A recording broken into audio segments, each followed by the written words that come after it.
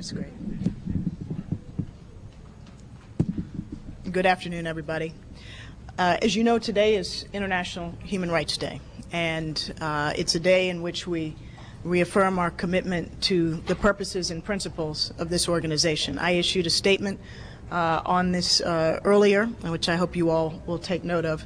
It also comes on the very same day that President Obama delivered a historic speech in Oslo, and much of what he discussed is directly relevant to the work that we do here every day as it relates to preventing conflict, urging adherence to international obligations, and building a world more peaceful, more democratic, and more prosperous.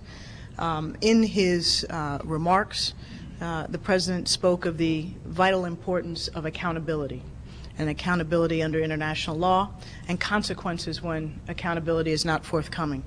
And coincidentally, we had a discussion this morning in the Council on Iran and its violations of Security Council resolutions, in which the theme of accountability was quite prominent.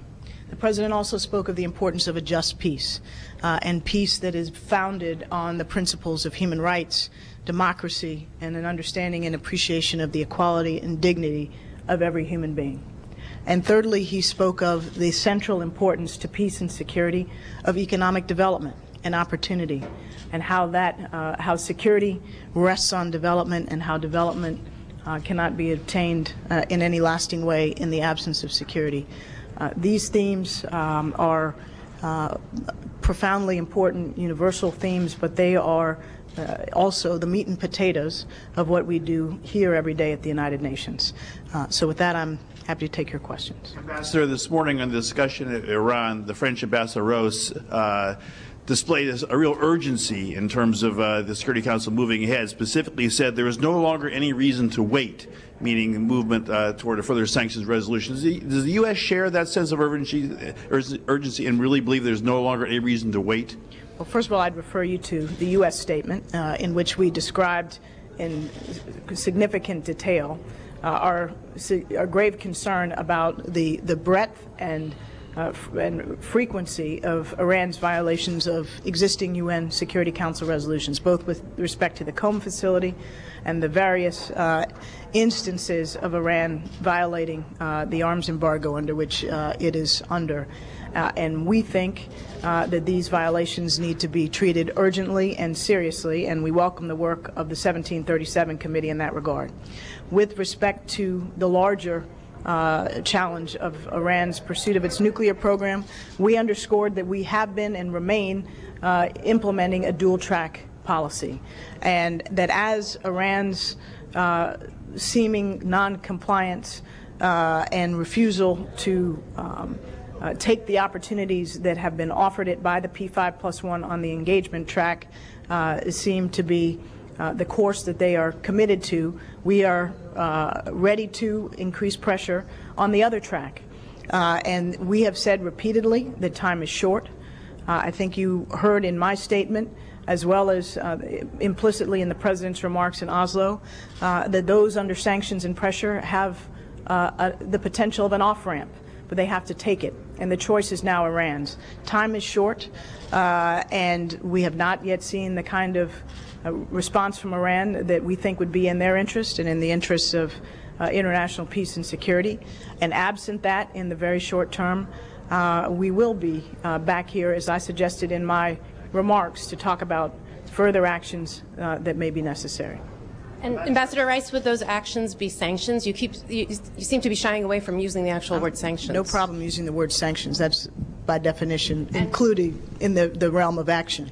And in the Council, Russia and China, your colleagues from Russia and China, they didn't seem to go as far. They, in fact, said just restraint and patience.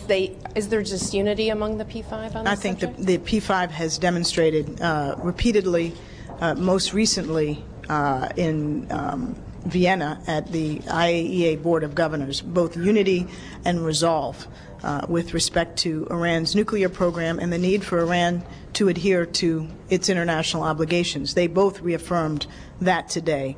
and at the appropriate time, if and when we are talking about further actions, further pressure, further sanctions, we will hear from them as to how they choose to proceed. Ambassador, the President has said, the President... Any time frame, your Excellency, any time frame for looking at I 2 think months, you 3 have months? you've heard me and many other senior administration officials say that time is short. The President actually has said that by the end of the year there will be a reassessment. So we are pretty much there with the holidays and all that. Do you feel that there's any movement inside the Council, any more appetite or agreement towards movement to sanctions? Well, I think the President has affirmed, and we are all indeed on record as saying that the P5+1 will assess at the end of the year or thereabouts where we are with respect to Iran's program. And the United States view, as I said today, with absent more forthcoming approach from Iran, and the door remains open, the emphasis will increase substantially in that dual-track approach to pressure. Thank you.